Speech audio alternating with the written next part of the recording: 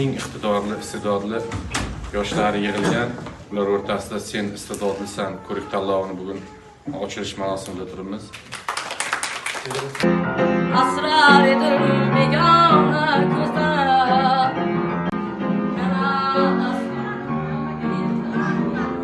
Doim aziz hurmatingga, unutmaymiz mehnatingga. Doim aziz hurmatingga, unutmaymiz mehnatingga. Jonajonlar, mehribonlar, aziz ustozlar.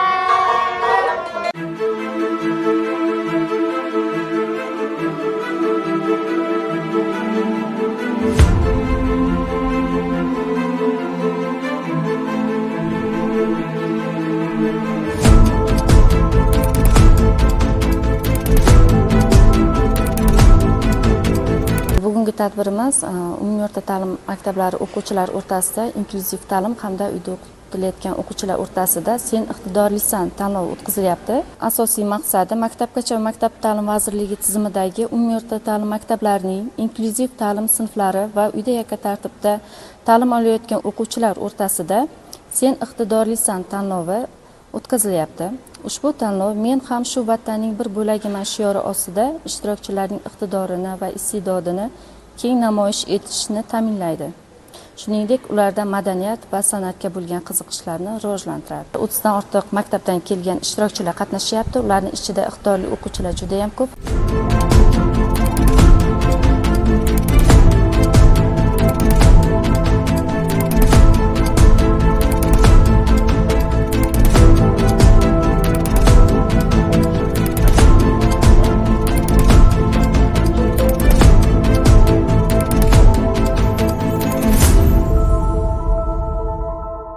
Inklyuziv ta'lim sinflarida ta'lim olayotgan va uyda yakka tartibda ta'lim olayotgan o'quvchilar o'rtasida sen iste'dodlisan degan ko'rik tanlovining tuman bosqichi bo'lib o'tmoqda. Ko'rik tanlovini tashkil etishdan maqsad mana shu umumta'lim maktablarida inklyuziv ta'lim sinflarida va uyda yakka tartibda ta'lim olayotgan imkoniyati cheklangan bolalarni jamiyatning bir bo'lagi ekanligi, bularni mana shu jamiyatga moslashuvini ta'minlash maqsadida tashkil etilyapti. Tuman bosqichining shiori ham shundan iboratki, men vatanning bir bo'lagiman deb shiori ostida tashkil etilyapti.